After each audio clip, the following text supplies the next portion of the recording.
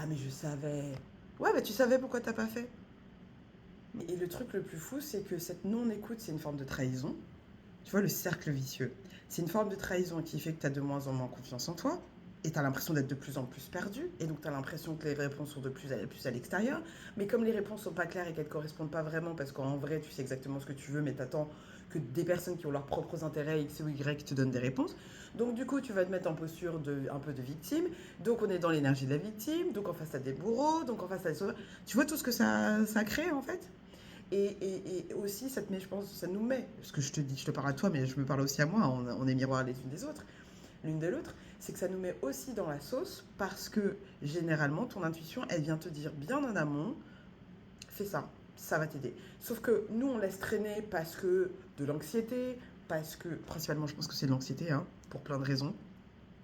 Euh, voilà, ou un néocortex, donc le cerveau rationnel qui pense qu'il sait tout. Alors que oui, il y a une intelligence qui est claire, et il y a d'autres intelligences qui sont intuitives, qui sont vraiment divines et qui pour moi viennent de l'intuition, tu vois, des différents types de clair et tout, entre autres. Et donc du coup, après on se retrouve genre au pied du mur, on aurait dû, j'aurais pu, j'aurais machin, alors que tu savais depuis le début ce qu'il fallait faire. C'est vraiment la fameuse phrase de ah mais je savais. Ouais, mais tu savais pourquoi t'as pas fait. Mhm. Et c'est ok, encore une fois, là on le dit un peu avec un ton genre bah, mais c'est ok parce qu'on est en train d'apprendre à se reconnecter à des parties de nous dont nous avons été déconnectés de manière intentionnelle, peut-être pas, bref, c'est pas le sujet, mais on est en train de reprendre notre pouvoir et c'est ça s'asseoir dans notre souveraineté. La souveraineté vient pas en plus avec de la culpabilité de ne pas avoir fait les choses comme on aurait dû les faire alors qu'on savait pas comment faire. La souveraineté vient avec le truc de ah ok en fait j'ai fonctionné comme ça pendant longtemps. Maintenant, je vais être en mesure d'identifier les fois où je suis en train de faire ça. Et peut-être que tu n'arriveras pas encore à passer directement à l'action au début. C'est OK.